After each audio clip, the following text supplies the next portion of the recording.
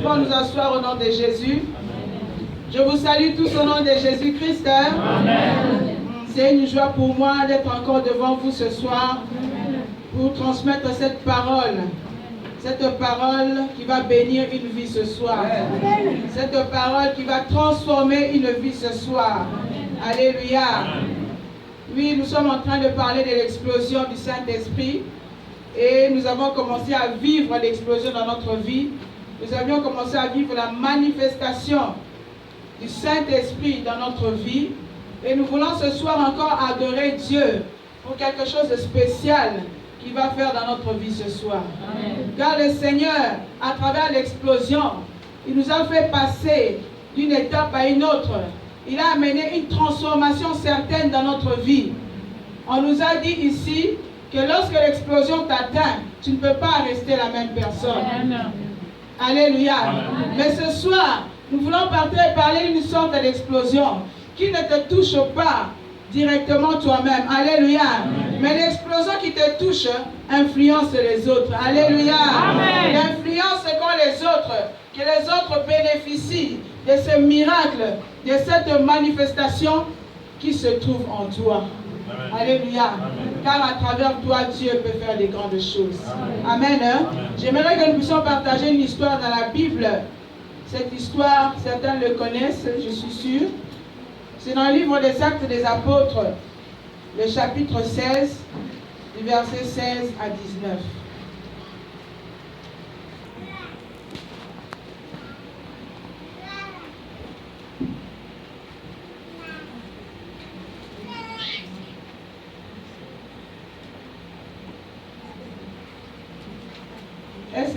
Du verset 16 à 19, nous lisons au nom de Jésus-Christ. Amen. Comme nous allions au lieu de prière, une servante qui avait un esprit de Python et qui en divinant procurait un grand profit à ses maîtres, vint au-devant de nous et se mit à nous suivre, Paul et nous. Elle criait: ces hommes sont les serviteurs du Dieu très haut, et ils vous annoncent la voie du salut.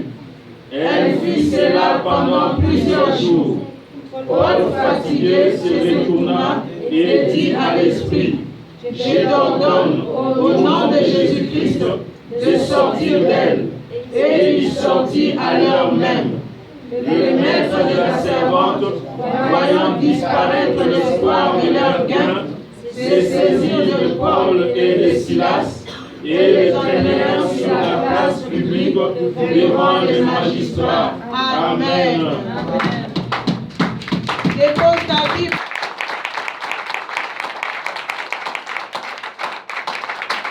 Alléluia. J'aimerais déjà te dire que ce soir, à travers cette adoration, il y a certaines personnes qui vont voir disparaître l'espoir de leur bien. Alléluia. Amen. Et ces personnes-là, c'est ceux-là qui te tiennent captif. Dis avec moi Amen. Amen. Il y a certaines personnes qui vont voir l'espoir de leur gain disparaître. C'est ceux-là qui te tenaient captif. C'est ceux-là qui étaient en train de t'emprisonner. C'est ceux-là qui ne veulent pas que toi tu avances. C'est ceux-là que quand toi tu fais un pas, et ils ne sont pas contents. Mais ce soir, je t'assure, avec ce Dieu puissant, le Dieu d'Olangui, le Dieu merveilleux, que leur espoir de gain va disparaître. Dis avec moi disparaître. Amen. Amen. Bien aimé, tel que nous venons de lire cette histoire, nous sommes en train de voir notre serviteur, le serviteur de Dieu, Paul.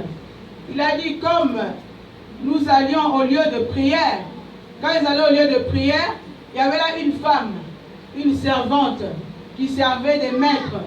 Et cette femme, qu'est-ce qu'elle faisait? Elle était en train de diviner. Elle parlait, elle prophétisait, mais elle le faisait non pas par l'Esprit de Dieu, mais par l'Esprit de Python. Alléluia. Lorsqu'elle parlait, elle disait des choses, certainement des choses qui étaient vraies, mais ce n'est pas l'Esprit de Dieu qui le poussait à le dire. Mais pour elle, c'était l'Esprit de Python qui le poussait à parler. Et elle parlait derrière, et Paul et Silas et les autres disaient que ce sont là les serviteurs du Dieu très haut. Et vous annonce la voie du salut. Alléluia. Est-ce qu'elle disait des mensonges? Hein? Non. mais elle ne parlait pas de la part de Dieu. Alléluia. Bien-aimé, cette femme parlait de Paul et de Silas et des autres frères, mais elle ne faisait pas de la part de Dieu. Ce n'est pas Dieu qui l'a envoyé pour annoncer cette nouvelle. Alléluia. Et comme ce n'était pas l'Esprit de Dieu qui parlait en elle, qu'est-ce qui s'est passé? La Bible déclare que Paul était fatigué. Alléluia. Il était fatigué d'écouter cette femme répéter tout le temps. Et elle faisait, ce n'était pas pour que les gens viennent au Seigneur, mais elle le faisait parce qu'elle savait qu'on allait lui donner quelque chose, et c'est là elle va le donner à ses maîtres. Alléluia.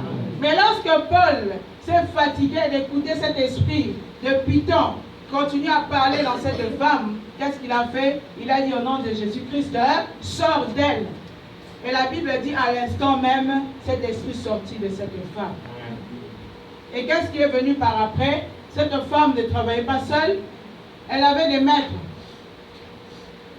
Et comme ces maîtres-là ont vu qu'ils n'avaient plus l'espoir de gagner quelque chose à travers elle, ils ont pris Paul et Silas pour les entraîner devant les magistrats, tel que la Bible nous dit ici. Amen. Amen. Bien-aimés, cette histoire tire notre attention. Alléluia. Amen. De voir qu'il y avait une femme qui disait des choses, mais elle ne les disait pas par l'Esprit de Dieu. Elle ne le faisait pas pour appeler les gens à venir à Christ, mais elle le faisait pour un certain gain. Parce qu'elle devait gagner quelque chose. Parce que quand elle parlait, les gens lui donnaient quelque chose. Alléluia. J'ai relevé 3 points ici qui nous intéressent ce soir, que nous allons partager ensemble avant de pouvoir adorer Dieu. Le premier point, c'est que cette femme était dans l'aveuglement. Alléluia. Cette femme était dans l'aveuglement parce qu'elle était en train d'annoncer des choses, elle était en train de dire des choses, mais ces choses-là dérangeaient les gens. Alléluia. Parce que les serviteurs de Dieu qui étaient là étaient dérangés par ses propos. Mais si c'était des choses qui venaient de Dieu, ça ne devait pas les déranger. Alléluia. Elle était dans l'aveuglement parce qu'elle travaillait, elle était envoûtée, elle était esclave et elle faisait des choses pour qui profitaient aux autres et elle-même n'en bénéficiait pas. Alléluia. Alléluia. Bien aimé, si tu es dans l'aveuglement, tu ne peux pas voir la gloire de Dieu dans ce ministère. Tu peux être là en train de faire des choses, mais tu es dans l'aveuglement. Tu es animé par un esprit. Ce n'est pas Dieu qui te pousse à le faire, mais c'est un autre esprit qui te le pousse à le faire. Mais tant que tu es dans l'aveuglement, tu ne pourras pas savoir que ce comportement que tu as vient de telle ou de telle force. Alléluia. Et c'est ce que cette femme était. Elle était en train de faire des choses. Les maîtres l'amenaient partout pour qu'elle puisse se diviner, pour qu'elle puisse dire des choses. Mais ce n'était pas par l'Esprit de Dieu. Cette femme était prisonnière. Alléluia. Elle était en prison. Elle était dans la servitude. Elle était esclave de ces gens-là.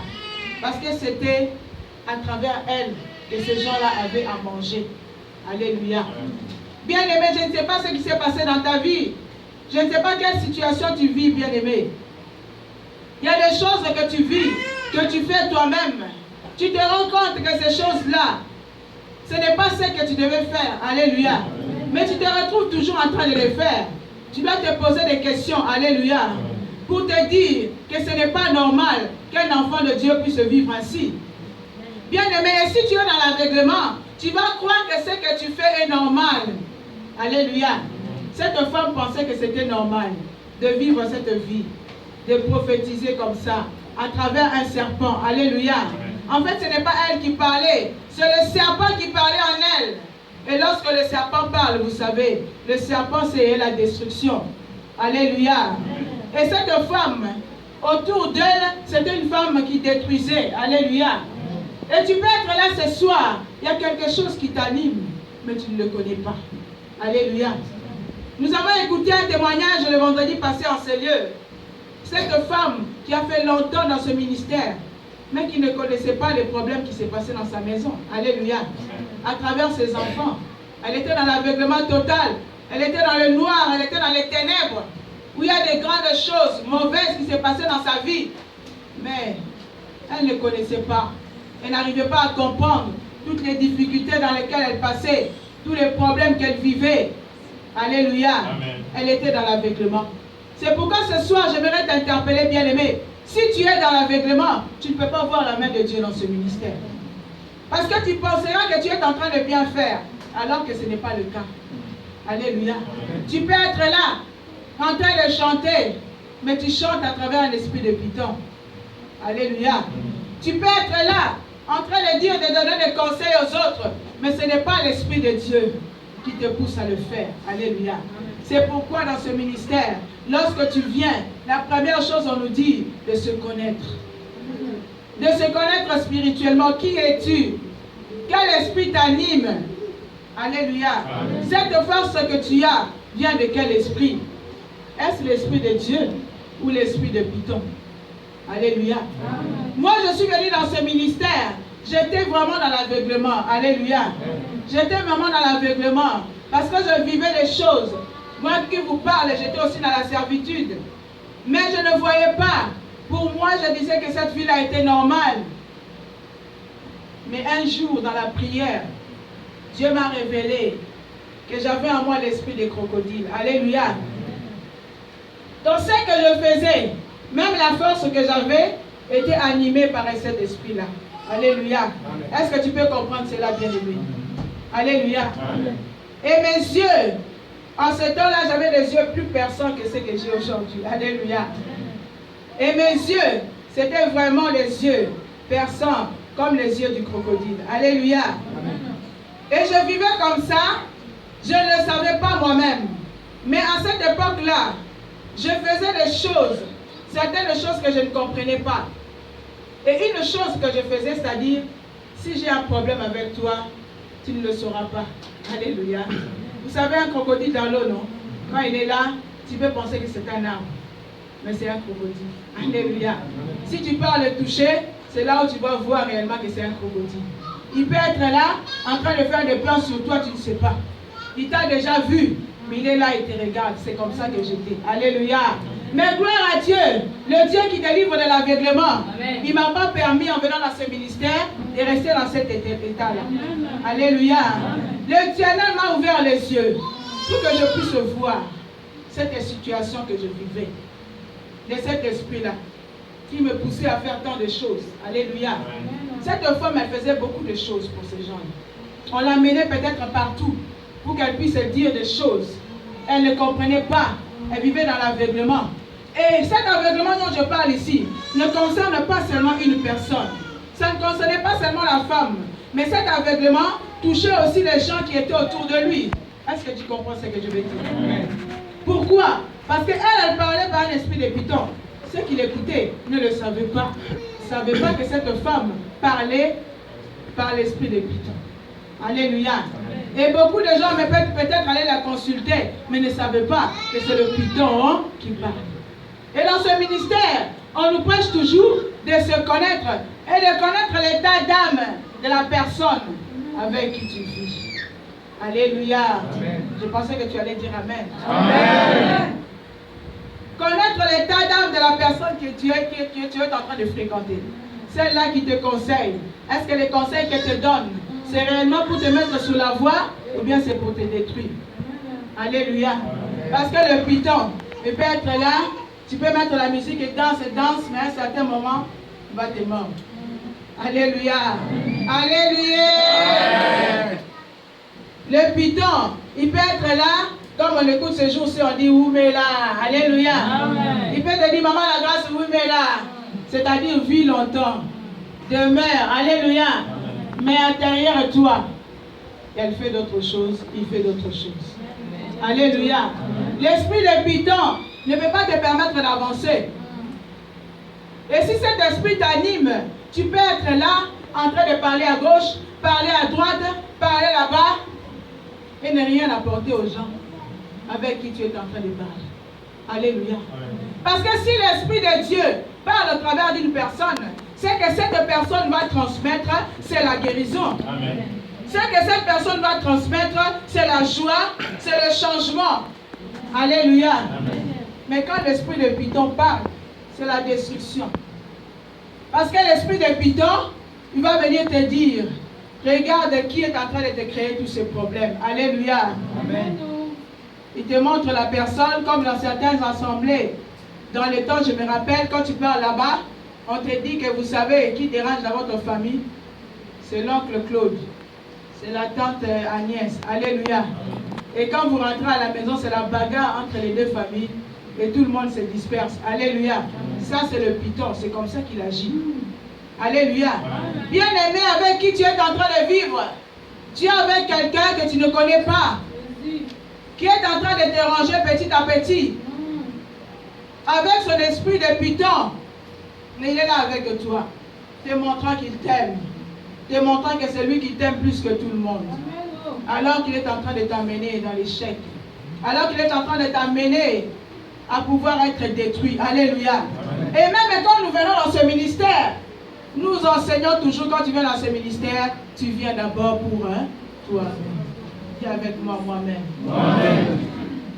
Même si c'est moi qui t'amène, mais tu n'es pas venu pour moi, tu es venu d'abord pour toi-même, pour rencontrer ce Dieu puissant, pour expérimenter la puissance de ce Dieu. Parce que celui qui t'amène au ministère, lui aussi cherche sa délivrance. Peut-être que l'esprit de crocodile, comme moi j'avais, n'est pas encore sorti. Peut-être que l'esprit de python n'est pas encore sorti. Et si tu es trop attaché à lui ou à elle, au lieu de t'attacher à Dieu, qu'est-ce qui va te passer dans sa vie? Au lieu d'écouter la parole de Dieu, tu vas commencer à l'écouter lui. Alléluia. Amen.